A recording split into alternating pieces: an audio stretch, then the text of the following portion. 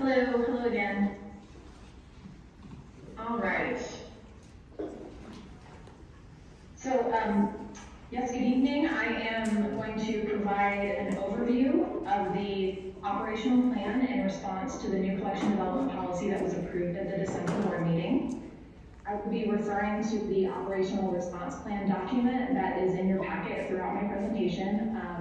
And there are some specific areas of the plan that I'm going to talk through that we would ultimately appreciate some board feedback on before we move forward with the plan. So first of all, to summarize, there are 3 primary impacts that the new collection development policy will have on our operations. First, we will need to revise our materials selection process to ensure that all new materials we add into the library are shelved appropriately and in compliance with the new policy. Secondly, we will need to perform a retrospective review of existing collections in our children's and teen areas to ensure that any material that is currently housed there that may now be out of compliance with the new policy, that we relocate those materials appropriately. And finally, we would need to make some minor modifications to our internal staff request for reconsideration procedures. There are 3 main phases for this project. First, the planning phase is what we have been doing in the past month since the board meeting. And in this phase, our goals have been to develop our interpretive statements and the overall plan, in other words, to prepare the document that you have before you. We've been redefining our selection procedures to ensure that the shelving of any newly added materials, that we bring that into immediate compliance with the new policy. That has meant temporarily pausing selection and processing where appropriate. We have been working to develop a strategy for the retrospective review, and we have developed our draft request for reconsideration procedures in alignment with the new policy. Again, these are just our internal procedures that are for the first phase of the RFR process. Those are in the document for your review. I imagine there will also be some procedures on the board side for the second and third phases of the process. And as I note in the document, library staff are at the ready to assist in this however you need us. We have some tools that may be useful for collecting information on community members who are willing to serve on appeal committees, things like that. The second phase of the project will be implementation. So that begins in theory tomorrow.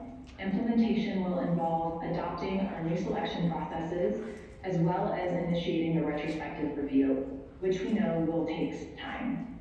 At the moment, specific timelines for this work are a bit hard to predict, but I will talk a little more later about the resources like time and labor that we estimate is necessary for this work. And then as we move through implementation, we would ideally be working to increase capacity, for example, hiring additional staff. And eventually we would get to a place where we would have a better sense of the scope of work compared to the available staff, and therefore have a better sense of timeline. This phase will also, of course, involve both our internal and our external communication plan. Lastly, at a future point on the horizon that is still to be determined, we do anticipate some alignment activities will need to be considered as there are some changes that may cascade out into other areas of work at the library. For example, things like circulation, how materials are routed, as well as wayfinding and signage. Those are things that will need to change as materials are relocated. And as we proceed through the process, we will, of course, provide routine progress reports to the board to keep you up to speed. Now, before I get any further into the details of the plan, I need to state up front that in order for us to get this far, it was necessary for us to make some assumptions, and those are based off of the policy language itself directly, as well as the conversation at the December board meeting, which was largely concerned with sexual content. So as you can see in our interpretive statements in the document, we have drawn a preliminary assumption that the only factor for automatic exclusion from shelving in the children's and teen areas is that explicit sexual content and nudity as described in the policy. We do not at this time have a plan for addressing other age appropriateness factors, being alcohol and drug use, profanity, and violence, beyond what we already do to assess age-appropriate treatment of those topics. So based on that assumption, We started our planning process by performing some sampling of our collections, and based on those tests, we recommend a full review of all high school and middle school collections.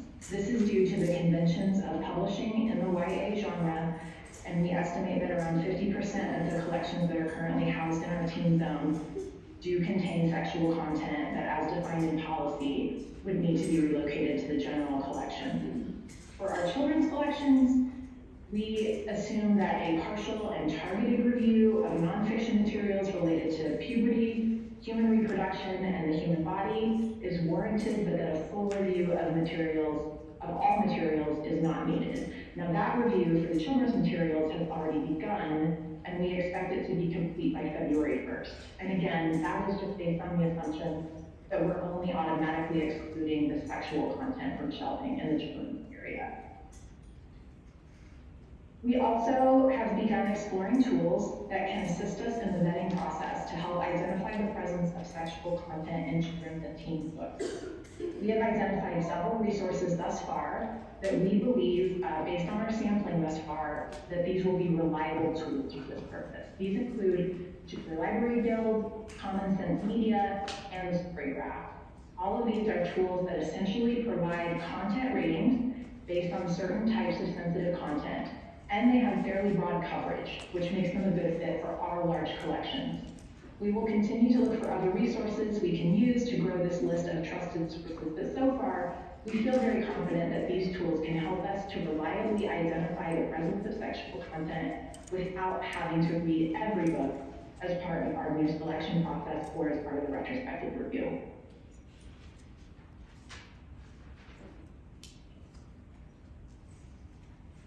Next, to give you a little more context on how we see selection work going forward, here's a little overview of that process. First is our title discovery process. That's basically where we identify titles that are of interest to us for purchase, especially newly published titles. Our selectors in this phase also seek out non-traditional or small press publishers that may not be covered in mainstream review publications, and they will be working to source titles for balanced collections. We then evaluate any prospective title against our 9 selection criteria for inclusion in our collection as a whole, and any title that shows merit for the collection in alignment with those criteria may still be purchased, but now it's just a matter of determining where it will be shelved. So that's where our new process of vetting will come in. For any item that is written for a teen or children's audience, this is where we will take that extra step of using those trusted tools to determine if an item is eligible or ineligible for shelving in the teen or children's area. So any juvenile or teen title that is either not reviewed in those vetting sources, or it is reviewed but the results are unclear, and we want to still order it, we will order it on process so that our staff can inspect it directly before making a final determination. And that direct inspection may include up to a full read-through of the item in question. From there, we move into the last phases of selection, which are, of course, to purchase the book, get it cataloged and processed, and get it to its final shelving location. The other big component of the project, and the one that will take the most time, is our retrospective review. As I mentioned, we think it is necessary to complete a full review of all titles in our high school and middle school collections. This amounts to over 11,000 individual item records and over 18,000 copies, and all will require individual hands-on attention. Now, that individual attention includes, of course, reviewing the item for content using our vetting tools and inspecting the item directly as needed. It also includes updating catalog records and changing the labeling. And with labeling, that actually is going to be for both items that are moving out to the general collection, as well as for items that are going to stay in teen zone, and that is because we need to be able to differentiate those items for our shelvers. There will also be logistical considerations, like figuring out how to house the influx of new items into our general collections, things like rearranging our shelving layouts, shifting collections around, things like that. And there are technical considerations like updates to holding codes, item categories, and limiters to make sure the materials remain findable in our catalog. And again, all of that is happening at a scale of thousands of items. Based on our estimate of how much time is needed for each item in this process, we already know that we do not have the capacity with our current staff to complete this project in any reasonable amount of time while also maintaining our regular operations. So for that reason, we expect we are going to need to ask for additional staffing capacity beyond the level of staffing we usually operate with. We're still thinking that through, but we're thinking it may include, it's likely to include some temporary staff just for the duration of the project, and possibly some additional long-term staff as well. Like I said, we're still working through the details of those, and we plan to bring a more specific recommendation in the future. Okay, as I mentioned, all of these preliminary plans are built on assumptions, but we want you to know that we really take this seriously and we want to get it right. So we would like to request some feedback and clarification from the board so that we can modify these plans as needed so we can get to work as soon as possible. As for how you want to provide us with that response, I leave that up to you, whether it's a discussion tonight or a response in writing later or a vote, whatever works best for you as a board. But I just want to make you aware of the things that we need in order to be able to move forward with confidence. And the first and biggest question is really just, is our interpretation of the policy accurate? Specifically, we are wondering about the interpretation around the policy sentence. Age-appropriate considerations include nudity, alcohol and drug use, profanity, violence, and sexual content. The policy goes on further to describe a very specific list of sexual content and content containing nudity, and those definitions were extremely helpful to us in operationalizing this policy. But because there is not the same level of specificity in defining the considerations of alcohol and drug use, profanity, and violence, and because our current collection statements, which you can see on pages 4 to 6 of the document, those already have some treatment of those topics baked in, we had assumed for now that this would be addressed in our current approach. If we have assumed incorrectly, we respectfully request some further guidance from the board. Do you, for instance, expect a no tolerance approach to this type of content being shelved in the teen areas? Or can you provide definitions for what age appropriate or age inappropriate treatment of those topics looks like for various age groups? You will also note our interpretation regarding online collections on page 2 of the document, and we would like to confirm that this understanding of your intent is accurate. And lastly, there is a list on page 4 of the document that has certain types of sexual content that is not specifically addressed in the policy language. Again, because we want to make sure we are aligning with your expectations, we would like to request your guidance on whether you see those things as compliant or non-compliant. One approach we could take is to just age up anytime there's any question. We could certainly do that, but the narrower that we can get that gray area so that it's closer to a hard line, I think the better all around. So we would request some clarification on that. So at this time, that is everything that I have to present to you. I'm happy to answer any questions and be a resource as the board proceeds to discussion either now or later. So thank you. Thank you. Okay, so let's open it up to discussion. I have a couple of questions. Do we have, besides Hoopla and what's the other online? Overdrive. Overdrive. What about, do we also have, because like Live was not on Hoopla, so I ended up coming to the library to look at it, but it was on Amazon. Okay. Do you guys have, can you get a corporate membership into Amazon for their books that they have there? Because if you do that, you can put them on Kindle and you can actually thumb through them or search words or it adds to your electronic scanning. My understanding is there is no library option for Amazon. Okay, so we could get an account for the director? No, that would be a violation of their use of the way that they would want to use that. We can look into it, but I would. So if we designated a couple of staff and got each of one of them at their account to access the Amazon books, would that? I guess I don't know what. I'm just saying it's one of the things we'd like to, instead of physically doing things, particularly if you're looking for words, rather than having a person physically thumb through a book. You can certainly go and get it, when you can get it electronically, you can do word searches. But we don't have every book on Hoopla and Overdrive that we have in a hard copy. But there's also some other ones that we might be able to get through a provider like Amazon. I guess I'm not Are understanding. you suggesting, Yeah. Yeah, I'm sorry. Because I'm confused too. So you're saying get an Amazon account so they can download the Kindle version of the books and do a word search via Kindle? Yes. What words are, so what? Well, they want to search through the, What's that? And we haven't defined what profanity means, and it could be a significant range of words. okay, that's a good point, and it's something that maybe we'll have to talk through. I think that this, look, we went to a library in Greenwood, and because they had reorganized the library by subject, and people usually come into the library and ask for a book on a certain subject, and so organizing the library that way has some benefits. On the other hand, it was a very long process. It took 1 year of just thinking about their schema, because there's nothing provided in the real world. And it took them 5 years total to be able to move the books around and get them cataloged in a way. I'm just saying, we're at the very beginning of this process, so we have to make this sort of collaborative. We need to address the things that are clear right now. And as we uncover things that aren't so clear, like you're saying, profanity, how far do we want to go with that?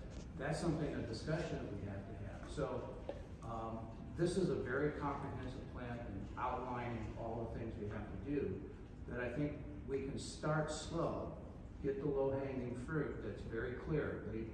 The statement about the sexuality and what's the difference between, let's say, it's page 4, I think it is, where you ask for the question, how do we want to define this? Well, the definition says lewd exhibition. I mean, that's pretty clear. I think people can understand what that means. And the rest of this stuff, put it on the side. If you think it's a problem, flag it. And then we can come back to it at a later date. I don't want you to be hung up on doing things that you don't feel are clearly defined. But you can identify things for future work. So what I'm suggesting is, do what you can do now with the plan. Identify the books that you want to have some more discussion about or be required of the definitions, and then we can work on that to provide some more guidance, rather than starting today saying, oh, this is what we really need. So I'm looking for a collaborative effort between the board and the staff to work this out. I think you raised a really good point. Even in this plan, it talks about being able to go through the children's section and a lot of this making sense for the children's section.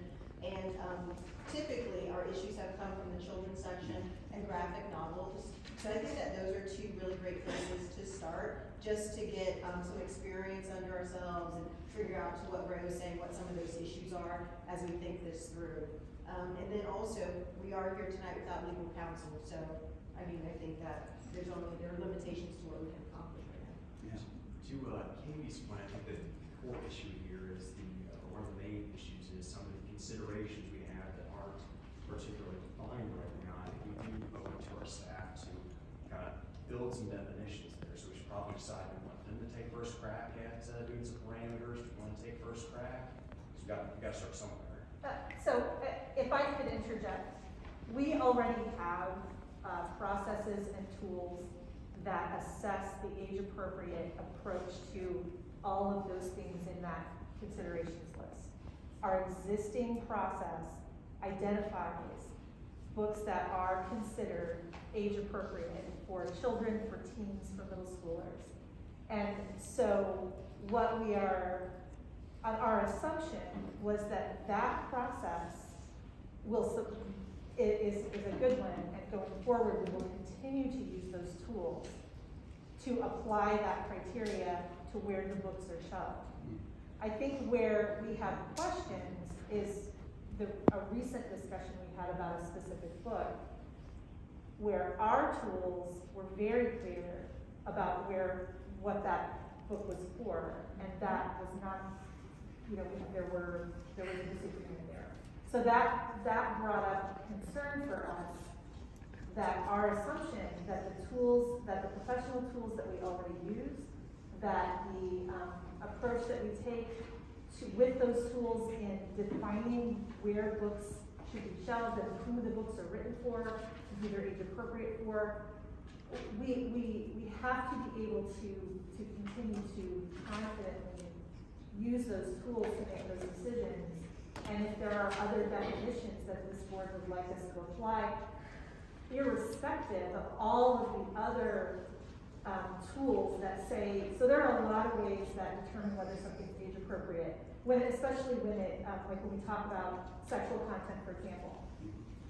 The definition in the new policy is very broad and catches things that are a minimal part of a book or that make sense in the context of a narrative that is for teens. But because this is the policy and it's very clearly defined, even though every other tool that we have says this is a book that is designed for 10th graders, we know because of the policy that we need to put that in the adult collection, irrespective of the multitude of resources we have that say, no, this is for 10th to 12th graders. So basically. So that we don't have that for anything other than sexual content. So, yes, so the second paragraph that starts with material containing, Yes. that one's pretty well, that's pretty clear. And the operational plan gets into very much detail about that, and to your point, And I in like, those gray areas, we are happy to handle that however the board wishes. If you want us to put them on a cart and bring them to a board meeting, if you want, whatever you want us to do, we'll do. okay, so on the first part, Yeah. it's a gray area. You can start, again, like as I suggested, you start with the stuff it was rock solid, we know. Right. You do. And we are. And you came up with some ideas here. Now, did you mention that there were some other, you're gonna add some other sources to the assessing the age appropriate? Yes, Katie, could you speak to some of those other sources for age appropriate? Well, let me ask it sorry. in the context here. Yeah. Will they help you fill the gap that you're looking for? And the question is, if those sources, will they help us fill the gap that we're looking for? Not on the nuance. No, that we that's asked what I'm for talking clarification, about but- the nuance. Yeah, can you talk a little bit about, a little more about that, Katie? Does that make sense? Yeah, so the tools that we've identified, like I mentioned, are Junior Library Guild, Common Sense Media, and the Story Graph. And those are, what they do is they give you a content rating based on a variety of categories that are potentially sensitive subjects. So sexual content is one of those categories. They have other ones. They have other ones like violence and scariness and things like that, and language. So they could be helpful in also assessing these other considerations. But I will note for the board that none of these tools would have caught the specific book that has come up of concern. I think Since That's this is specific working. is gonna be Yeah, I handled think that through there are two separate issues. There's what you're doing operationally to the collection, and then there are things that are brought to the attention of the staff as being inappropriate. And those things are not driven by the board, those are driven by patrons who are with their children in the stacks trying to get information. So two very, very different things, and we would not hold you guys accountable to that. Because it sounds like if you get, 1,300 items a month, and then, how many pieces of material do you have in your collection? 350,000-ish. So, one book out of 350,000, I mean, we're talking about like 0.0001%. So certainly those things will come up and they will be handled separately, but we are really just trying to put some walls around the larger collection. And are these three sources, are those been, have you ever used those before? Those are sources, Katie, you can jump in and correct me if I'm wrong. These are the kind of sources that we have used in reader's advisory work. Like if we're working with a parent looking for a particular type of book, we will use these to give us an idea of like, I think the scariness index is a good one. There's a lot of books written for like grade school kids because a lot of them like scary stories. And they can be, some are a little too scary for some kids, So we use these tools to kind of get an idea when we're talking with parents. So we've used them in other contexts before, but it's not been, for us, a selection tool. Katie, is that accurate? That is correct, that we have not previously used any of these tools for selection work. Okay, so this is the learning process we're talking about. You've identified 3 resources that could help.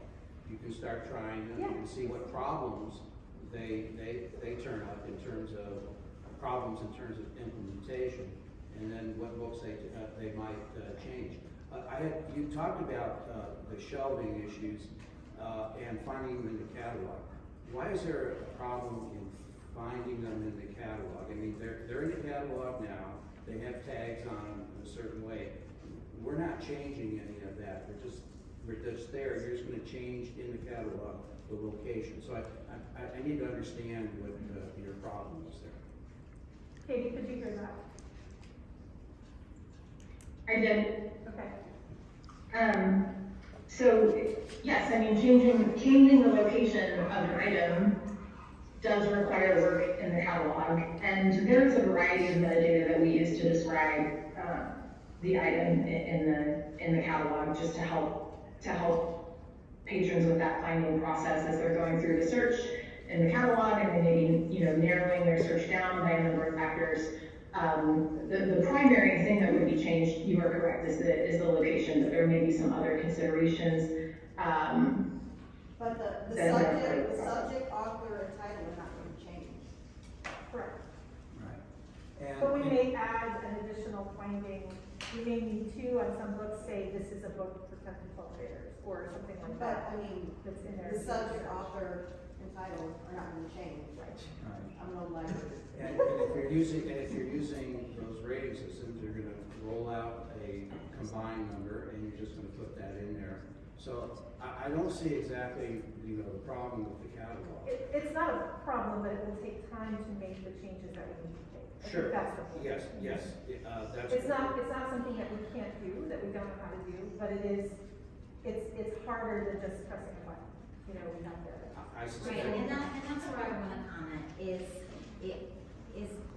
8,000 hours of labor, and it's potential for need 4 to 5 new full-time employees. Is this concerning to anyone? I think protecting the children is important. I mean, what do we have to do to put safeguards so our kids are protected? I think that's the concern of the board here, is just, let's make sure that we put up some safeguards. If that's what it takes to do it, then that's what it takes. Yeah. And to Katie's point, the 3 additional sources, as we were going through this collection development policy, at any time, somebody could have said, hey, there are these 3 sources that can give you information about books that might be sensitive. We went through the MPA guidelines, we tried the Miller's test.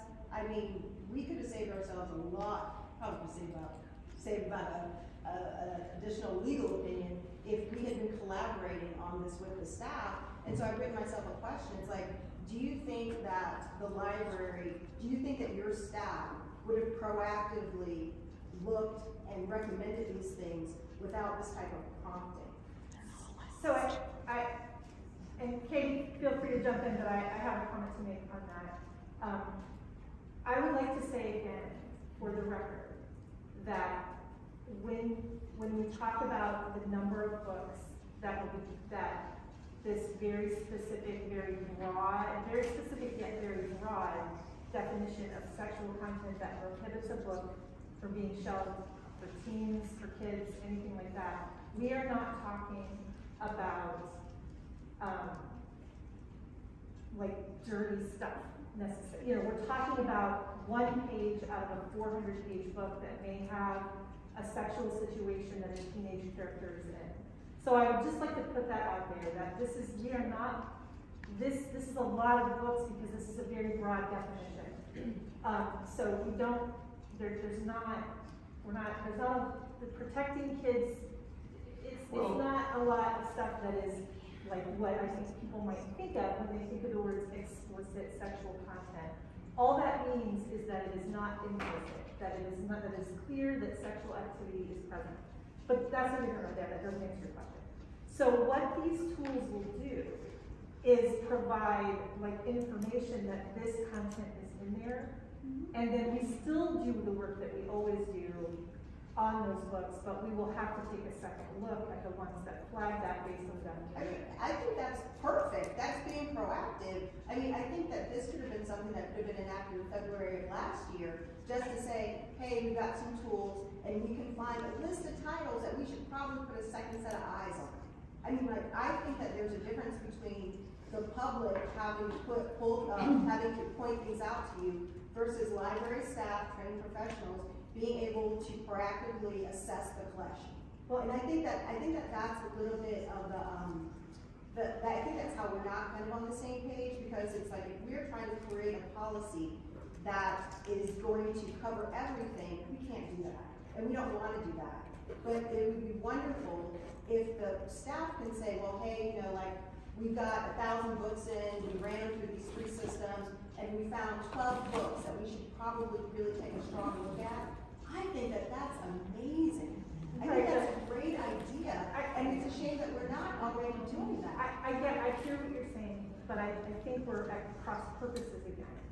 Because the systems that we already have in place assess the books for age appropriateness on a very broad scale. Exactly, And, but it's like, but wait. We have authors, we have publishers, and then we have our community.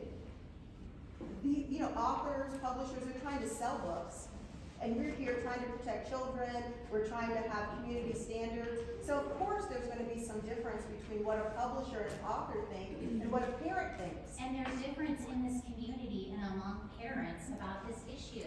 Exactly. We hear it every single month. I'm sorry, I had the right to use the term I want to use. Well, we can, then we'll rebut it. I mean, we'll say that you're wrong. And say We are shelving children's picture books in the adult section of the library. when the picture books are of genitals, there's a reason. The one that's doesn't show genitals. I'm saying, did we not have one that we literally just went through that? In an educational fashion. Again, Please, let's bring the child down. and so what I would say is, you're not respecting, which there are people in the community, it's a diverse community, and there's people who are coming and saying, hey, we don't want our kids to stumble across this. What would you say to them? I'm curious, Michelle, what would you tell a parent who comes and says, hey, this book, I don't want my child to see this book in the six-year-old Go to section. the library with your child and monitor your child. So they have to change so that we can accommodate having these controversial books. Are books falling off the shelves into the hands of children? Actually, when we get to our request for reconsideration, did you call the lady? Did you call the lady who initiated the request for reconsideration? The lady, the Why? why? Lady Watt. No, I didn't. So, until you understand how that happened, you don't know the answer to that question. But yes. And if you know the answer, That I vote look fell forward into her to child, hearing. but we're not talking about that now, that's under request for reconsideration. But Why are the we thing so is that- hesitant to talk about that book now? Because there is context. That's a It's different not subject. related to this, it's totally outside of this, but I think that things come to our attention. We're not out there looking for things. I mean, I don't have a sign in my front yard that says, hey, help me, let's go look through the stats and find things that are controversial. People bring them to us. Yes, just like the community brings their concerns to me. Correct. So I am hearing very different concerns among the community. Yes, And I think we And all so- are. we all are. Could I just interject something here? For the last year and a half, we have had the public either bringing the book to the meeting or writing requests for reconsideration. And so we've known for at least a year and a half that there are some concerns on certain books. And so I've heard, and you and I have had this discussion before, that the parents have the responsibility to help select these books. Yes, we all And agree on that. let me finish, Yes. please. In the ideal world, parents are with their children at the moment that they're pulling a book off the shelf. That doesn't always happen. I have seen parents walk in this building with 4 or 5 kids and they go to their respective areas of interest, so that parent doesn't get to see every child's book that they're interested in. I have talked with many high-ranking officials, including the mayor of Noblesville just last week, about several of the books that have been brought to our attention. And he said, Laura, parents cannot look over their child's shoulder all the time. He has 4 children, he understands. And I told him, well, where we stand with the new policy. I left him a copy. He said, this is common sense. And he said, let's just use common sense. So I think that's where we are coming from with this. And can I say too, what other public, institution kind of operates this way? If you go to the public zoo, does the zoo say, well, kids should have their parents next to them, so we're not really gonna barricade the lions in the appropriate way? No, they're taking extra steps to make sure if somehow that child is not being guarded by their parents or their guardians, there are mechanisms in place to just protect that child. Again, we're not banning books, we're not asking you to ban books. We're just saying, we have some mechanisms so you can respect the wishes of a diverse community. That there are people who have that honest concern. They're not saying get rid of the book. They're saying, can you please protect my kids when they come in? And then it goes to the adult section. So we heard from a patron tonight and said, what about the parent that has 4 children and they're looking for a book that's not in the children's section, and they have to grab all 4 children and traipse their way through the adult section to find that book, to find that children's book in the adult section? What do you say to that parent? Well, 2 things. 1, the parent is with the kids, right, at that time. And 2, we've got a staff here that I'm sure if you say to the staff, right, can you help me find this book? Wouldn't that be, staff is good. I think they would jump in and help to find that, but they might even go get it for that parent. And that parent wouldn't even necessarily have to even leave their kids from the children's section. Look, we adjudicated the policy. It's approved. What we're working on tonight is how to implement it. And I think the Edra and her staff have raised some good questions about definitions and how to proceed. And I think it's mainly, if you're looking at page 1, it's that first paragraph, because it's not very specific. It's very broad, and it probably does need some definition. But as Tiffany, I think you mentioned, we don't have our lawyer on board yet, and I don't think we should try to develop anything without the lawyer's review. But we can, the second paragraph is very clear.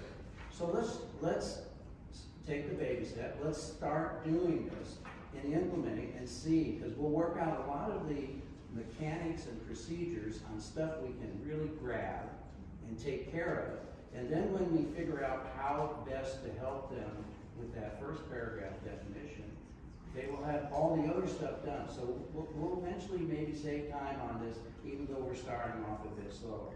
So that's what I'd like to recommend to the board. So we just get going, take the low hanging fruit for now, and then we'll start really focusing on this. We'll have more discussion at the next board meetings, once we get our lawyer to see what we can do about that. I do just want to propose one brief idea. I sent an email to this group where he talked about going to Greenwood, I went to Carmel. And we've heard that many patrons comment that Carmel's a gold standard, they love the way Carmel does things over there, and how can we? I'd like for the record to say I don't agree with that. Well, I do too, but we have heard from many patrons that about Carmel, the way they do things over there. So one thing they do over there, they have a parents and teachers section that is located within the children's section of the library. This is our policy. I know we just approved it last month. It's our policy. We can keep changing it. We can keep improving it. Before we go too far down this path of moving children's books to the adult section, can we consider a parent and teacher section within the children's section? I didn't think that came up a couple meetings ago. Like, isn't there another library that has Carmel has a parent section? Yes, they do. I told them. No, I did. No, you And I emailed all of you about how the section is within the children's children's section because their children's is on the first floor, parent and adults is second floor. No, exactly, you asked where they kept Babe and Baby, and they said that they had it in like a parent section. In the parent section. I didn't talk to her. Okay, well, somebody did, I'm so sorry. but I I didn't think The time is 7:45 and the library is closing in 15 minutes. Please ask our library staff member for assistance in finding and checking out your selections. Yes, but I love that idea, and I feel like those kind of ideas should be coming from the staff. Right, and the question is where? I'm not sure that just taking the books that violate the policy and putting them next to the books that do is exactly the solution we want. But I like the idea of a parent-teacher section. That should be That has the coming from right staff. vibe, but where? And that's something the staff can give I would us. like to point out that I did bring that up when we were talking about it. Do we want to create a section in children's? And the answer was no, we want to. Just for the record. Okay, so Edric, look, what we've got for you so far is you've got something to start with. You've got some tools, new tools that you can start testing and see how they work. You can give us some feedback from that, and you can think about where we could create a parent-teacher section. Not where, I think my personal preference would be not in the path where the kids would normally roam, but you tell us where you might be able to put that. We don't want to hide the books. These books are in the library. We want them available everywhere. So let's find a good way to do that. And one other thought, as we were talking about Carmel and our patron visitors here, did mention that in their collection development program, that they have 5 individuals for each section of the library to help with that decision instead of, I think we just have the money. So what you're talking about is a difference between a centralized collection model and a distributed collection model. And so those are not dedicated collection development librarians. Those are children's librarians who work the floor, but also give input into the collection. And we have that same, each of our librarians oversees a section of the collection as well. And we have a lot of communication between those librarians and the staff. So I think that's it's a nuance of the way that libraries work, but it's not really any more hours, focused on that. We just do that a little differently. So we still have a lot of input in their functions. But that's one of the things that we're looking at is do we need additional selection. Well, if we have additional staff and more eyes on the problems. So let me ask you this. It seems to me, Dr. Melanie, that what you are saying is that you feel comfortable with what you presented as a starting point? As a starting point, particularly for the second paragraph stuff, which is very clear. I like your definitions. They were very straightforward. I wouldn't try to. I'm okay with that. And The rest of the board will be okay. Included with our assumptions that we've made, with the understanding that things can develop. This is like I said, it's not going to be a 5-year process, but it is a process of learning how to apply this appropriately and for both to meet the standards in the policy and at the same time to continue to serve our patrons. Now, one other comment about this report is that it's got the wrong process for the reconsideration. If you read the development, we set up after the director review, and if that is not accepted and the person asks for a committee review, we're going to have, it's a member of the community, Right. a librarian, Right. and a trustee. Yeah, that's an Yeah, that's it. Okay, but I think they said, And then the third step is the board vote. Right. yes, and that's it. So what we need to do is to set up and get the mechanism in place to put out a notice and say, if you'd like to sign up for this. And that's what we're asking you to tell us. Yes, we want to do that. We want you to start. We need to set up that process. And so how do you want to do it? Well, you mentioned. We have no experience. You had volunteer, you said you had a volunteer. Do you like that idea? Yes. let's not reinvent the wheel, we have the software, let's Yes, use it. cul-de-sacs. And now, when you, the only thing is, when you pick those, we don't, the policy didn't talk about picking. What we want to do is. That would be a board. And no, it's good, the board's not gonna be involved in that, it should be random. Just do a draw. And when that person's drawn, we'll put some time limit, but basically if you have a big pool, they go to the end of the line, they can't be chosen. Same thing with the board members. We've got 7 board members, we'll have random numbers or something, you pick one of us, and then they go back to the, So that way. how does that actually work internally though, as far as picking a patron to participate? What I'm saying is, we don't have a process for this, you've got to tell us. And we- Okay, let's get some bingo balls.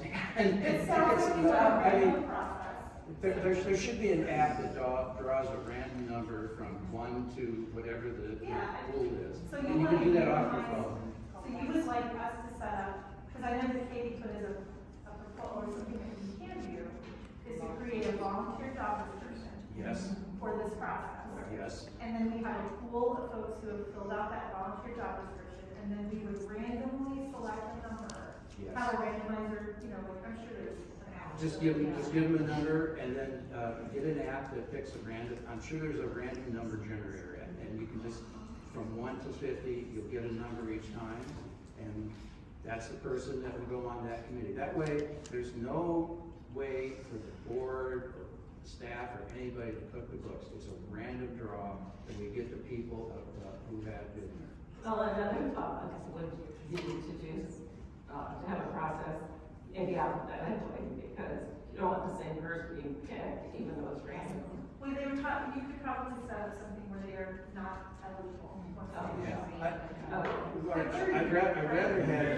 I'd rather have everything unknown, so there's no chance that from the outside gaming system or the inside. Once we have our numbers, you get picked by the app.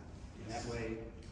And to Laura's point, we should probably do the same thing with the board, just in case we don't keep hitting the same one of us over and over again. No, once you go to the end of the line, you take them out of the pool, okay? So the next time will be a random number from 1 to 6, okay? And could we proactively talk about that in the newsletter, on social media, so that the Yes. community is aware Yes. and? So do we need to, how fast can you write up something? And what would be the plan, the next board meeting, could we have We that? would need to know what 17 boards. qualifications you would like us to ask for. Be able to read. Mayor, cardholder, like you said. Just like any library card. Do you want to keep it card holders or just anybody in the community? Yeah, probably. All right, card holders. Cardholder. All right, card holders. 18 and over. I would say. Yes, 18 or over, gotta be over 18. Well, I think having a lot of people are maybe our parents. Fishers and Nobles. I'm sorry. Fishers and Noblesville residents. Yeah, it would be, You'll be a library card. someone who is eligible for a resident card and who has a card.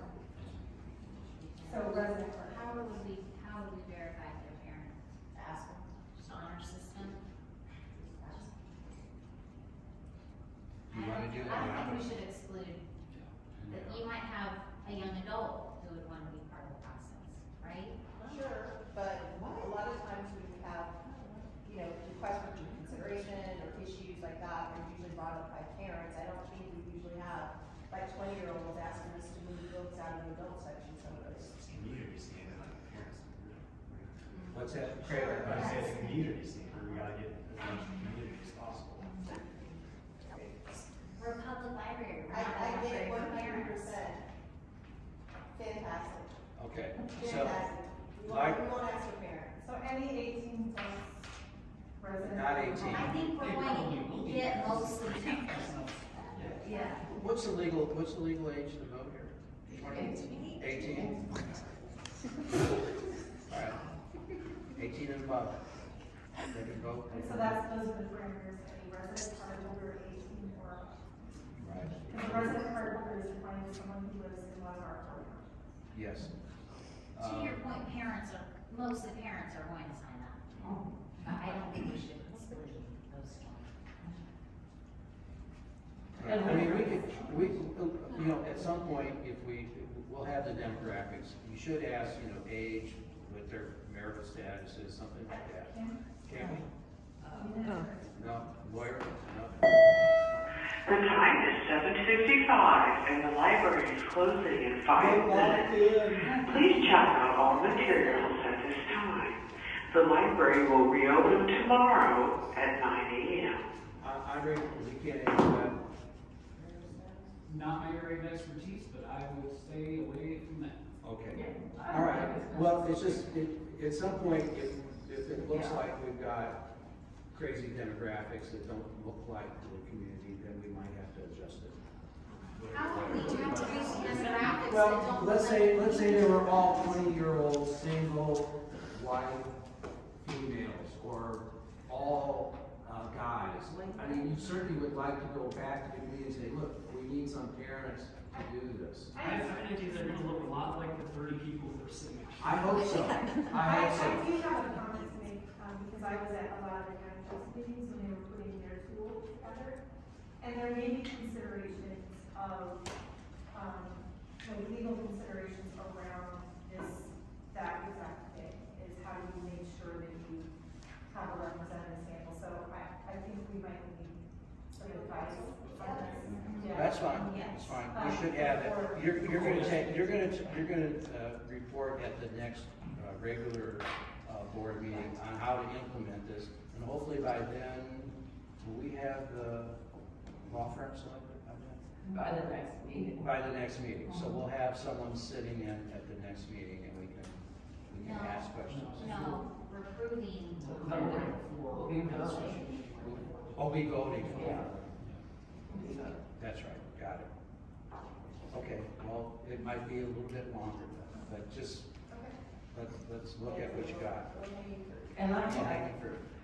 several questions on this plan anyway, so we can get those answered while we're working on what we know we can work on. Okay, so, I would feel better if the board would approve this plan for us to start on the plan, and then if there are changes that you want to make, then we revisit those after discussion, based on your questions. Because we really need to know that what we're doing, because this is going to take a lot of time and treasure for us to do, and we don't want to spend it on the wrong path. So I want to be sure that you are comfortable with what we're doing here, because the first step in this plan is we're gonna have the identified categories of children's books, done by February 1st. Okay. Right? And so then the next step is in the plan. And then we'll go from there, but we just wanna make sure, we're gonna start with the things we do now with you. So, But can we continue to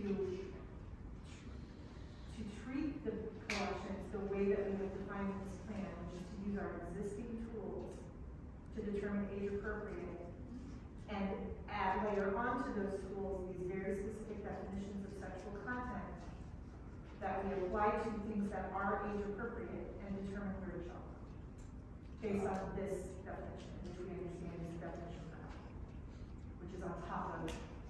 again, I think we want you to focus on the second paragraph and the first paragraph. So continue to do what we're doing in the other areas and focus on getting the collections assessed.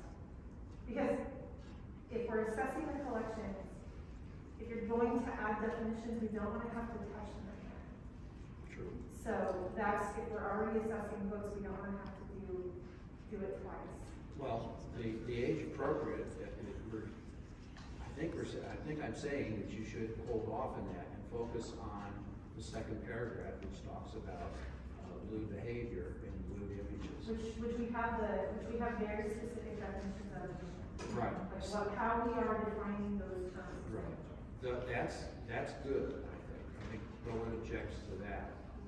And you pointed out that there are issues with the age appropriates that we need to work through. So don't start on that. Start on the low hanging fruit, stick to that, and just, and start working it. So what you're telling us is to go ahead and do this as if the only thing do this with the only thing that we're assessing be very clearly defined content related to sexual content and nudity. It's And with the understanding that we may have to go back and redo all of this again if we add additional criteria. I don't think that criteria is going to change. The library is closing at this time. Children and teen are clear. I guess I just want to clarify that that we will continue to use the tools we have in assessing whether alcohol and drug use is at an appropriate level in this for teens, whether, all of those things. What you're saying is you want to continue the process that you currently have as you acquire books and put them in. Yes. Yes, Okay. because we don't have anything to tell you differently. Okay. Though, if you want to use those 3 other sources along with them as, test them out, give them a test ride as you collect these new books and see what comes out, that would be good. Well, again, I think that we can do that, but I don't know that there's going to be anything additional tomorrow because there's no, it doesn't matter. It sounds like we're on the same page with moving forward with this plan. And What I would like is for you to approve us moving forward with this plan. That is clear. Can we formally add to the plan the exploration of the parent and teacher section, not to be limited to any section of the library, but an evaluation of what that looks like, where that's placed? I worry a little bit about our capacity to do that while we're doing all these other things. You know what I mean? It's because it takes a lot of time and effort and discussion and consideration and research to look at what might work here for that. And it just may take us longer than it would normally. You know what I mean? Like normally we could probably get your recommendation and we're all kind of the same team that would do that. Yeah, we're not in a rush to get this done. We want to get it done right. And I think what you've been telling us is that there are some things. AMH is clear. There are some things that you can do because we can have some clear definitions. Adult is clear. What will be our process moving forward as a board to answer the questions that the staff is asking? What will be our process? Will it be special meetings? Because we can't do this over email. No, we'll be at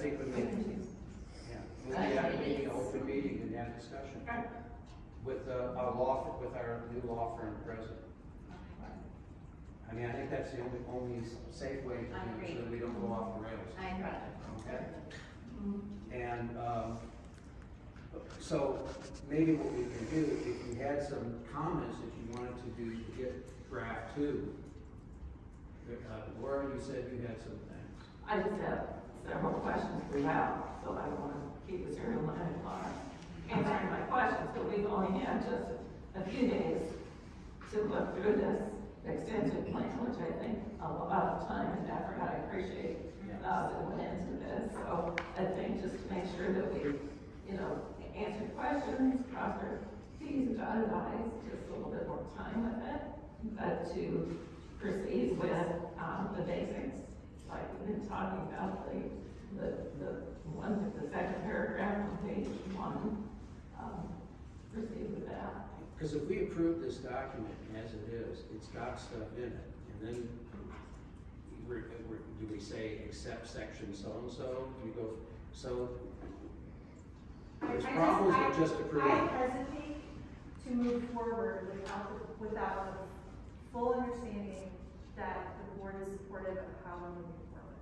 So that's why I'm asking for the board to approve us starting work on this plan with the understanding that if there is an issue, we can bring it back and revise it. What page is it where she talked about the, children's section and,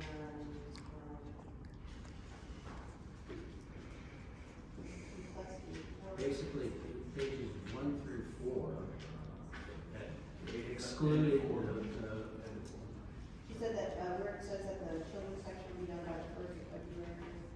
Oh, the books in that specific. So I think you would approve, continue with the children's section. I think that there's so much gray as we're discussing it, I think that from there, I would go to graphic novels. Well,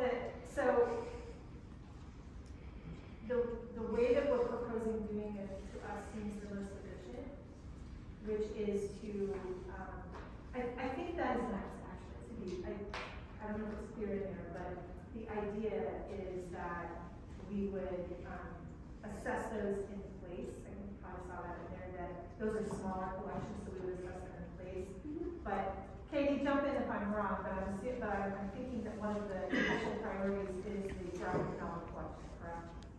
Yeah, we have a plan for how we would prioritize moving through the retrospective review, and to just reassure everyone, yes, like the graphic novels are at the top of that list of priorities. So the very young, youngest children's section and the graphic novels are high priority. We could do those right now. Well, but part of it is, when we talk about implementing the plan, it's more efficient for us to do the entire thing, but we're not gonna get it all done anyway. But as you go there, okay, Yeah. so let's take this approach then. If we approve this, and it's got all the stuff in there that you talked about, and it's got some vague definition about age appropriate, you guys are, to keep, if you want to move forward as a group, rather than trying to bring it down in a chunk, you go forward, and instead of moving those books, you just you flag them for, okay, when we really get the gray out of this, you can go back and look at only those books. So if you want to do it as sort of a screening for the gray area, of things that are in the gray area, and put them aside but not move them, we could do Well, that. I think we're not talking about the same thing. We are prepared and we understand how to assess the books in the collection for the very specific definitions for Yes. sexual nudity and sexual content. We understand that. We feel like we can do that with the tools that we have identified and in the books that we have. But we cannot assess it. We are already assessing everything else. We already believe You've already that done is it. age appropriate Okay. because it's there. All right. So And, and that's what this says.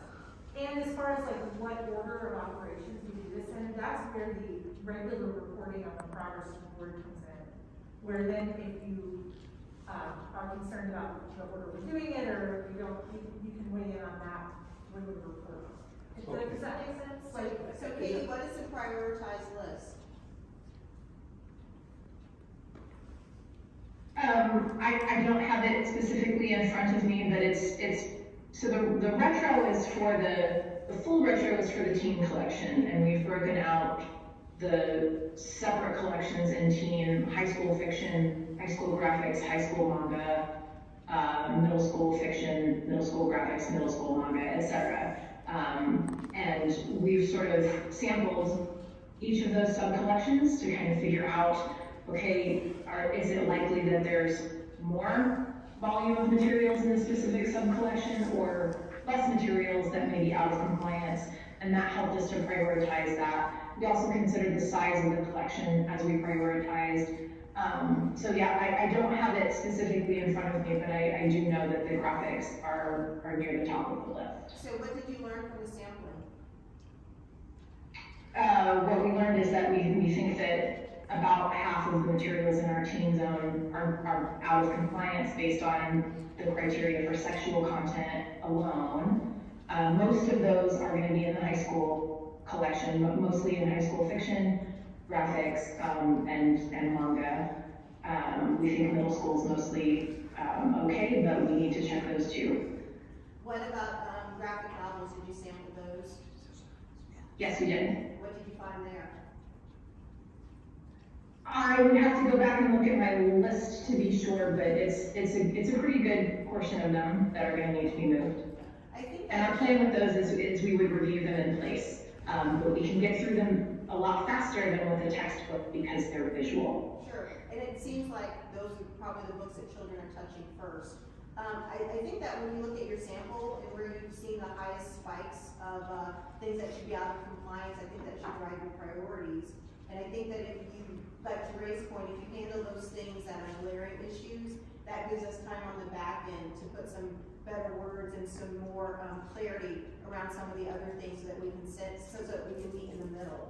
So, I think kids section, graphic novels, and then we'll work to give you some better wording around some of the other things. Once we have the attorney, right? Yeah, once we have the attorney, yeah, exactly. Yes. I think that if there are things that you see right now that are out of compliance, I would feel like you should feel empowered to do something.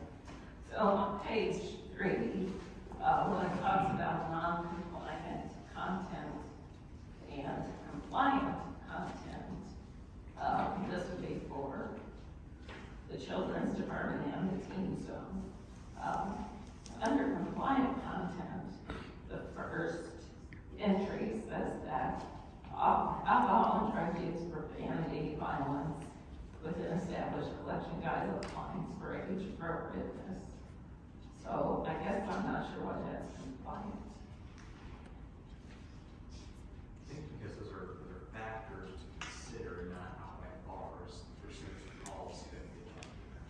So we Right, do so, that. so there We do may have be an that. age-appropriate handling of a parent's alcoholism that is shown in a collection for children. That's the, or when you talk about violence, think about comic books, think about Funny Cartoons. So that's what we mean when we use the tools that we already have, assess those books for an age-appropriate handling of these sensitive topics. So a book that would be in our teen collection that might be telling the story, like a cautionary tale about alcohol use in teenagers and why, how a character deals with it, would not be age appropriate for a 9-year-old. So it would be shelved in the juvenile fiction, it would be shelved in the high school fiction. So that's when we talk about age appropriate. We have already used the tools that we have already to determine that these books are age appropriate according to publisher guidelines, according to author intention, according to professional review sources. So that's what that means. So otherwise, if we're saying that there is no violence that is appropriate, that is age appropriate, then we would have to remove Bugs Bunny cartoons and Superman comic books and history books about war and etc. So it's all about how is the content handled? Is it in an age appropriate manner based on the sources we use to determine? And Katie, did I hear you right? Did you say in the teen zone, 50% of the current content in there would be considered sexually explicit content that would have to be removed? Yes.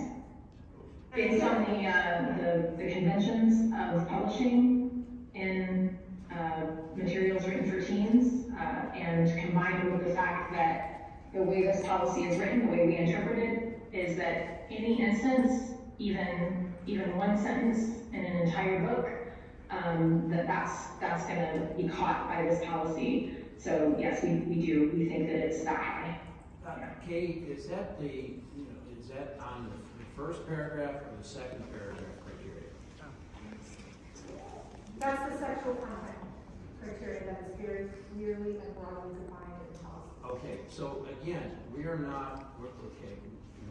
can't do anything with that because we don't have enough definition. So Kate, how many of the graphic novels, based on your sampling, met the criteria for the explicit definition? Materials containing pictorial depictions, et cetera, what percent of the graphic novels met that or failed that criteria? I can get you those numbers after the meeting if you would like, and just to clarify, those are estimates based on a small sampling of the collection. We've not assessed the whole collection yet. And I think that points out the gray area here. If we're capturing 50% of the graphic novels, but it's not 50% of the ones, not 50% based on the detailed paragraph. Paragraph A, paragraph B, however you want to do it on page 1. If that's what we want you to focus on, I know it's going to cost extra money, but if you just at least start in the children and the graphic novels. That's where we're. Okay, so let's do that. We'll approve that. I just think it's important that there be that shared understanding that we're proceeding proceeding with the elements of this plan as written. So I move to proceed with the elements of this plan and give them the permission to do that. Is that okay? Can I move? What are we doing? What To, are we- well, to approve the plan so that they can begin to enact what Edward is saying they're gonna. But with the understanding that with legal counsel, we'll have clear definition. That's right, and I think Edward understands that too, correct? Yes. So, And to start with the children and the ground That's, Do we need a plan that reflects just those things that are black and white at this point? There's a lot of gray in here still, so. well, I don't know how we won't be assessing the gray. We're assessing the very specific, that there will be things that are gray, that are in there. There's a few examples. But And we're not those are the ones approving we'll the set gray. aside. Yes. That we'll have to set aside and get some information on. Great. Katie, is that what you were thinking? Setting aside the gray. Like the ones where we're not sure. Yeah. What option do we Well, have? I'm a little unclear on what we mean by what's gray. Do we mean the list on page 4 or something in the document that has the list of sexual content that was not specifically described in the policy language, but which I was still a little worried about, because the policy didn't directly call those things out. Is that what we're talking about, or are we talking about violence and profanity and alcohol and drug use when you say gray area? Look at it with page 1 at the Okay. bottom. It's a paragraph that starts with materials. No, that's not my understanding of the discussion. I was talking about the 3 paragraphs that say content that is out of compliance, content we're not sure about. Oh, okay. and content in compliance. What page? I don't know. Page. So it is page 3 and 4. Three and So four. page 3 is compliant and non-compliant content. Page 4 shows a listing of certain content that may not be specifically addressed in the policy language. And here are examples of such content. So they're seeking guidance from the board to determine appropriate placement when it involves this type of content. It says non-sexual nudity, non-nude depictions, touching of non-nude buttocks, non-explicit content. I mean, I think that's outside of what we're getting at. And that's the clarity, I think, that Yeah. the That's staff what is we're- really yes, wanting that's what to we're- have some resolution. Yes, And if you could address the ones that are in this document with an in or out, sure.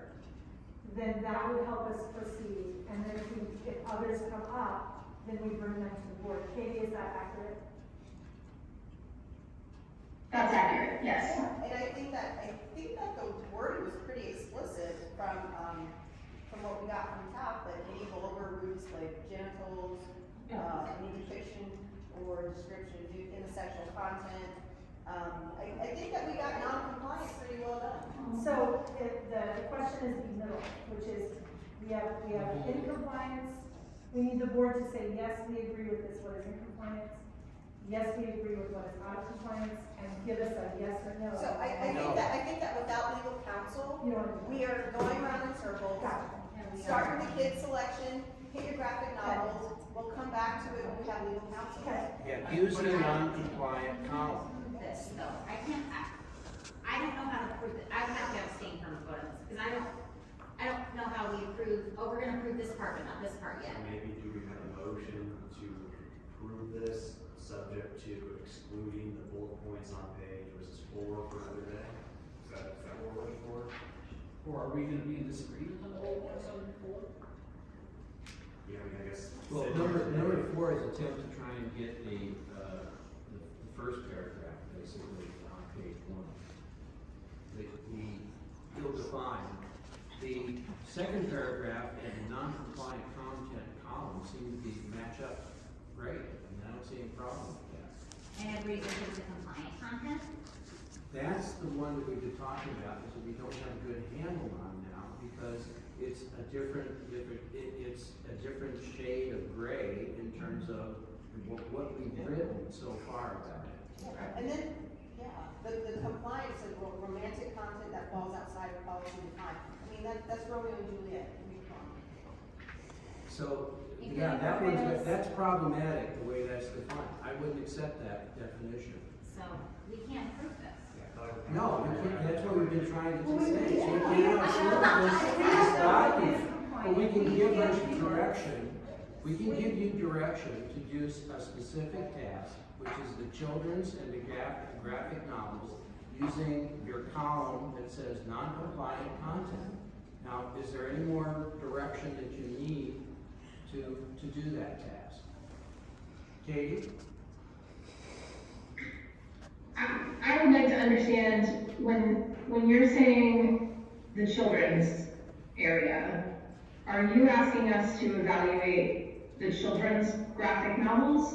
Or, because our retrospective review that we're expecting to be complete February 1st is only a very targeted review of specific DEWI areas of the nonfiction section that are related to puberty, the human body, reproduction, things like that. So we have not planned on a wider review of collections in children's. We can review the graphic novels in children's. We can review the whole children's department if you would like, but I would like to understand your, what you're asking there. So Katie, you did the sampling, we don't have the results of your sampling, so that would be helpful to understand kind of where some areas are problematic. But I think that when we think about whenever we have these conversations about books coming to our attention that may be out of place, it starts in the children's section. So in my mind, that's where we should start. We do not anticipate any children's materials other than the targeted nonfiction areas mentioned to not be in compliance So it's with only the the sexual nonfiction. function piece. Okay? So we do not believe based on the age appropriate criteria that already exists for children's graphic novels, that any of those will have any sexual content that would not be in compliance with this policy. So I hear what you're saying, so I think nonfiction, children's is a great place to start. Yeah, and that's I where do- those targeted subjects come in. And then so like we were talking about like children's graphic novels, those are gonna be like Captain Underpants and things like that. Correct. Okay, Dog fine. Man, things like that. Fine. If, based on your guys' professional recommendations, that's fine. Let's get the things that are biting us in the butt. That's where I am. I mean, that's how I live my life. Let's And get the things that things. are biting us in the butt, what does that mean? I'm I know it's so sorry. slang, it's okay. I apologize. It's my years in the military. But there's other words I would use too. But the things that typically get you in trouble, the things that usually get called to our attention, is things in the children's section, probably, your nonfiction section. I would like to and then point our out- graphic novels. I would like to point out that, everything that we have in our collection is selected, to meet the need. Sure. And we're never going to be able to make everyone happy. Sure, I that's just wanna right. put that out there. You've asked us for a recommendation, Yes, and but we're I hear pointing what stuff you're out. So I'm kind of like, well, where are we? I mean, either we're gonna give a recommendation to start with the children's nonfiction, move to graphic novels, especially those like in the teen section, and then, I don't feel like we're being, ready here I about feel what like, to do. yeah, it seems like we're lost with this, and I think we want to work together with you. Yeah, So if we can come up with a compromise tonight to get the ball rolling, I think that's where we are. It's really important that we have an understanding that our definition of what is out of compliance is in alignment with what you expect, and that what we are saying is in compliance that we see is. We wanna make sure we're not missing anything. Well, fundamentally, I don't think that second paragraph is so direct. I can't think of any other way to explain that to you. You don't need to go and write even the compliant or non-compliant. You're just repeating in the non-compliant, you're repeating what's all the words that are in there. So just look at those words, apply it to the children's section, apply it to the teen graphic novels, come back and tell us how bad it is, what percent, so that. And again, this is one panel of a 300-page graphic novel that has thousands of panels that may have an Flag interest. it. Look. So that's what we're talking about. And so Edra, I'm afraid stop, people are please. thinking we have. We've gone over this. I just wanna put that out there. We're asking you to start. Yes. We're not asking you to finish and not for it to be exact. but it's exact enough with the words here that we can take a first pass through and just find out, get some experience where we are. That's what we're asking, so please do that. Katie, do you feel like you have direction? And I would love to see the sampling data. I would love to see that. Yeah, yes, I think that I have direction to proceed. Okay, so we're gonna do this test case, that will be great information for us, and we'll get our lawyer on board, we'll start working on the first paragraph and see if there's something there, okay? Maybe there isn't something there, because that, it's too difficult an area to define. But for the time being, the second paragraph is rock solid. Yes. Okay. I feel like what Katie has provided, I feel like we have a clear understanding of that. There are some considered gray, but we can deal with those as we That's right. Flag it in the limited areas that you're We will looking at. Just continue to flag them, pretty much. and we'll What work does through it. flag it mean? Does it mean it stays on the shelf We- flag or it Yes, gets pulled we off do the not shelf pull flag? books, no. The only books that we're gonna pull are the ones that definitely are non-compliant based on the second paragraph. If it's a gray book, it Pull to stays the on adult the shelf. section, correct? Excuse me? Pull to the adult section. Pull to the adult section place. And hopefully we'll also have a recommendation on the books that would fit into a parent-teacher section. Again, this is a capacity issue for us in being able to do the work, to define that. It's the same team that's doing the work to develop. I'll So tell you just what, please call up confirm. Karma and see how they define it and see what might work here. Don't have to reinvent the wheel. Still a capacity issue. It's, yes, and we do need to do our due diligence with that. And I hear you, but it may not be. Well, that's great. Okay, so let's just get, a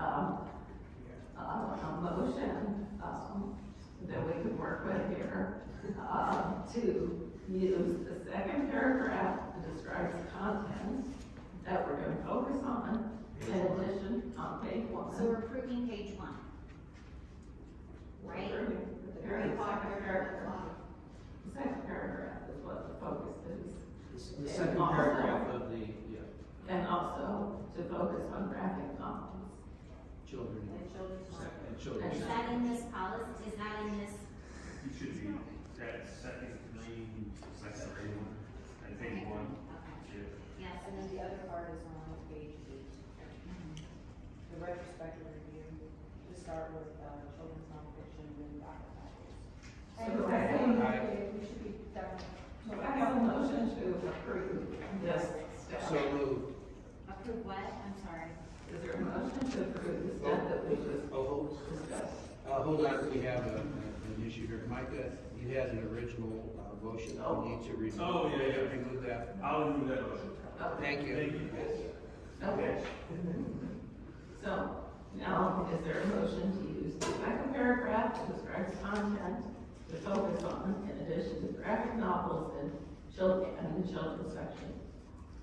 So moved. Is there a second? Second. Is there discussion? Did you say graphic novels? Okay. So to clarify, what you're approving is for us to start the work to evaluate the children's nonfiction as identified in the plan, and the graphic novels that are located in the teen zone, which is middle school and high school, on the criteria as listed in that second paragraph. Yes. Yes, correct. Yes, very good. Yes. Is that second green paragraph, is that like full from the tax language, I I think? think so. Yes. That's from the policy. It's the text.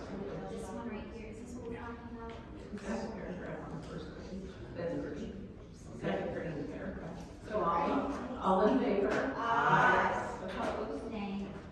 I didn't approve that paragraph the first time, so I'm not gonna. Okay, Okay. so my status motion carries. Are we gonna do business? Okay. So, this is to, bring the public up to date on the legal services request, for proposal. That request for proposal went out to, 8 law firms. We also had it on the website, the Hamilton East Public Library website, and it was also published in 2 local newspapers that there was a request for proposal for legal services. We received responses from Mars and Thornburg, Clark, Quinn, Eismiller, Craig Duvall, Oslamani, Jeter, and Carson, and Taft. These proposals will be reviewed, and we will have final candidates interviewed by the entire board. This will be a public interview. We have some dates set aside later in the month of February for that, and those dates will be posted. And then from those interviews, we will make a decision at the board meeting on February 23rd.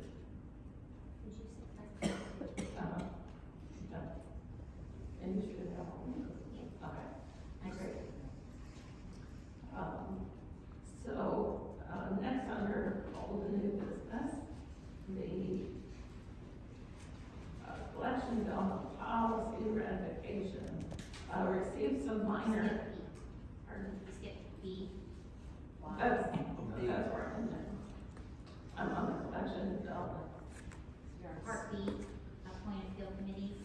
I think I might have given it to you out of order. Okay. I think it's out of order, I apologize. So it's D on board by two. Okay, it's the amount, sorry. So, this is appointment and request for consideration of HEPL committee, for the White Book. And do we want to, I think we talked earlier about how we want to set up that. Okay, so we want to, so you would like to put a hold on this until we provide a Until we get the proposal on finished how up, it's yeah. selected? This would be our first. Yeah. So we'll just make, okay. I volunteer for the first board, because, since Oh, it's a no. short book. Right, I randomly volunteer. Okay. So we'll have random drawings for the, Yeah, watch out. So what we will, so what, just to clarify, so are we, do you want us to bring a proposal for how we would do it at next month's meeting? Or do you want us to, because it, Yes, okay, and then after you would approve that, how we do the public thing, then it would open up. And then you would select the committee, so we're talking about a months-long process here. yes. unless we want to handle that, unless we want to handle it at the special meeting to discuss these two other requests for proposals that we're needing to cover. We could also address that. Yeah, if you had it sooner, I guess you're saying if she has it sooner, she can. I feel like what you're asking for is pretty specific. Okay. My only concern would be the communication plan and rolling that out. That takes a certain amount of time, but as far as what the application looks like, I would have to connect with the staff member who runs all this next on Yeah, that. But we could could be be pretty able to basic as far as, name and address. Yeah, what I have is, any 18 and older resident cardholder can volunteer, and they would provide their name, Sure. address, and their. So we're And not you're gonna waiting tell us for where- legal input on that, because I thought we Oh, had that's decided right, yeah. a moment ago that Oh, we were that's waiting right. for legal input. On what we could ask. So if it's basic, does it need legal input? If it's That, well, name? Legal and that's good. it was related to how you collect this kind of data. I don't know. There may not be an issue, but there may. Okay, okay, So well, we'll just, I'm Okay. gonna hold that then for.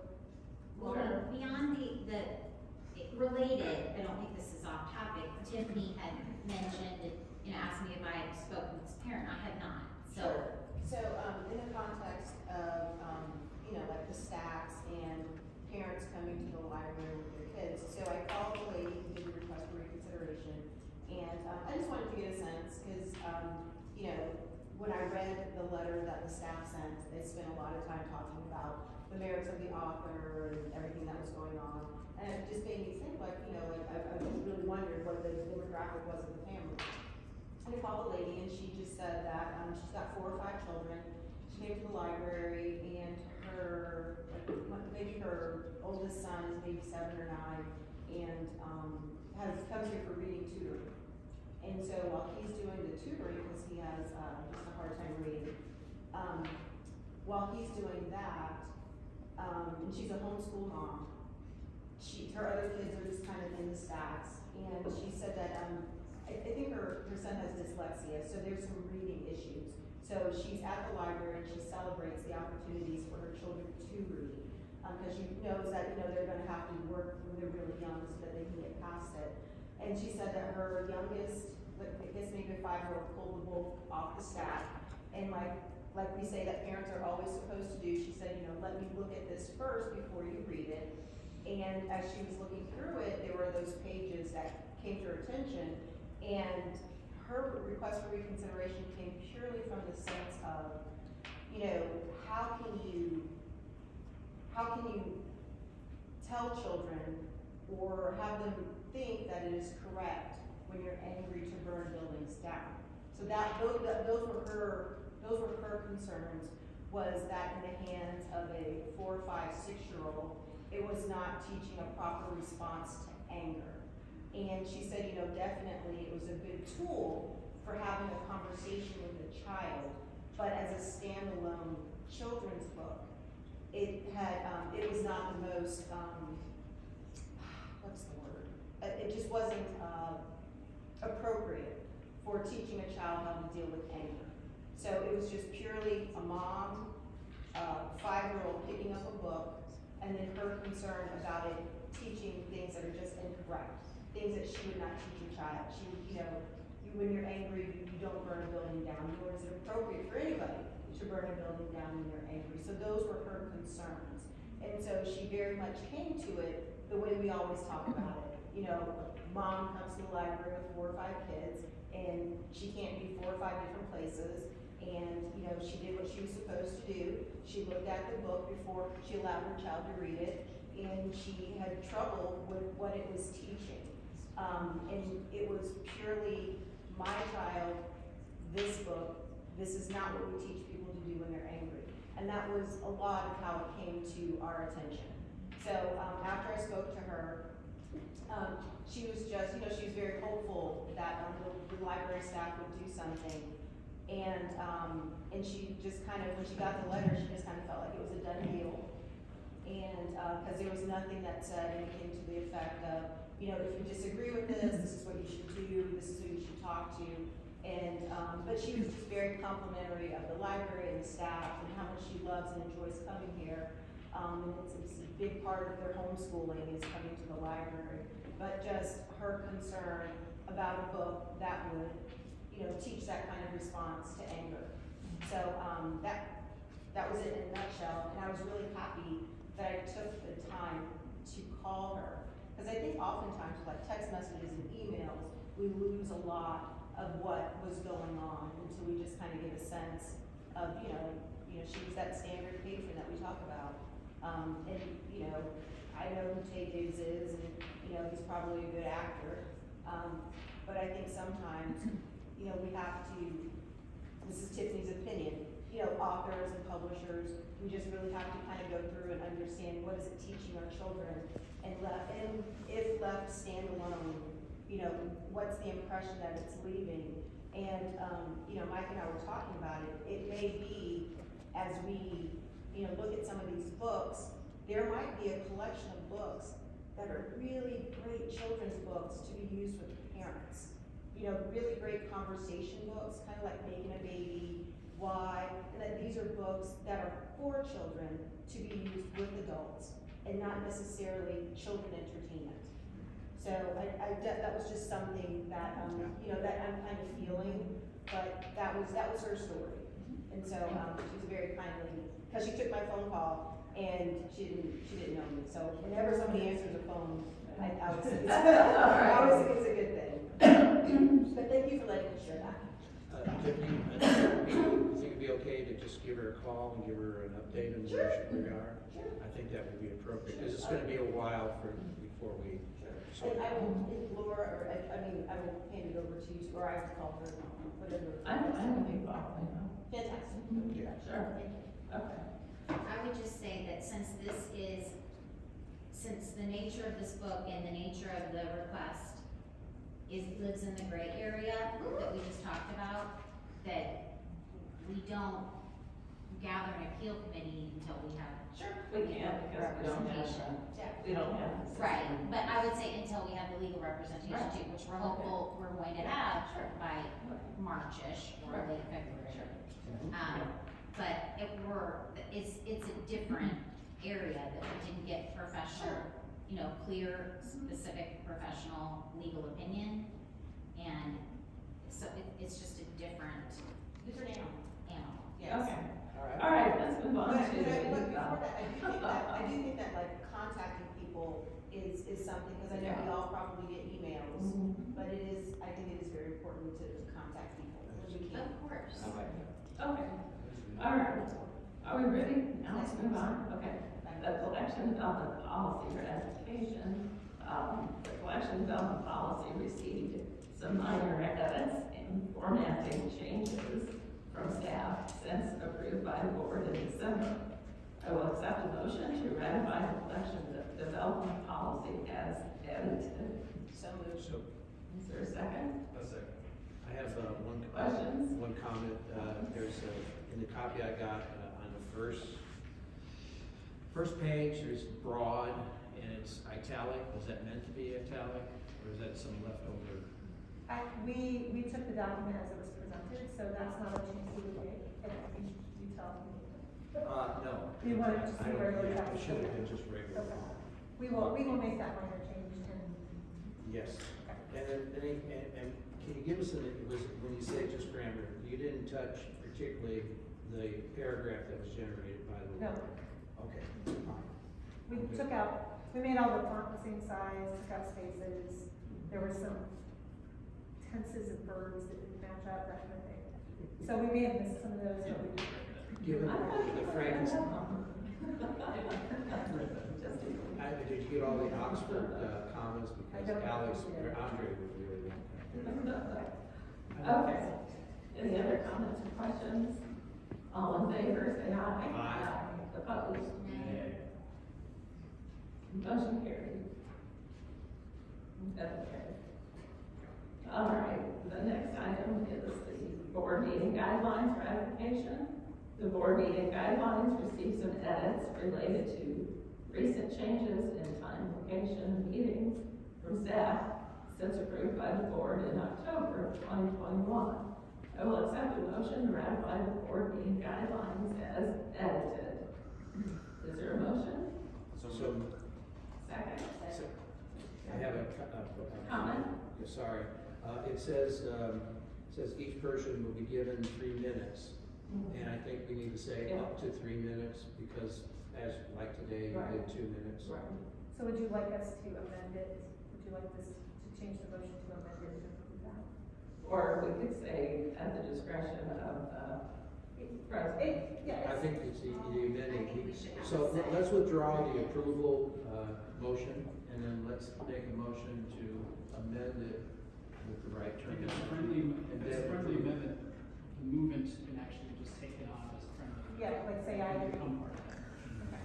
Is there a reason we switched from, if the policy said 3 minutes, how did it become 2 minutes? At the discretion, if it's a long meeting, I think it's just kind of. Or if, let's say you had 30 minutes, it says 30 minutes. So if you had a lot of people, if you went to 2 minutes, that still can make your point and you get 15 versus 10. I think we should settle on 2 minutes or 3 minutes. Just for consistency and for expectations of the commenters.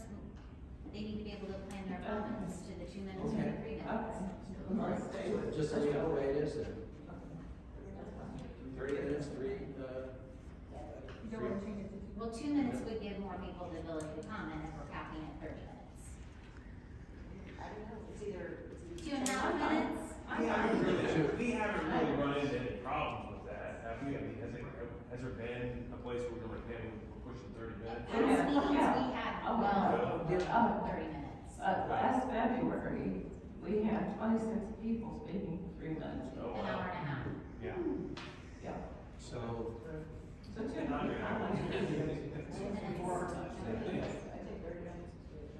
okay, so we're good on the 30 minutes. So you would just like us to put in 2 minutes and change 2 it minutes. to It gives the ability for more. updated or And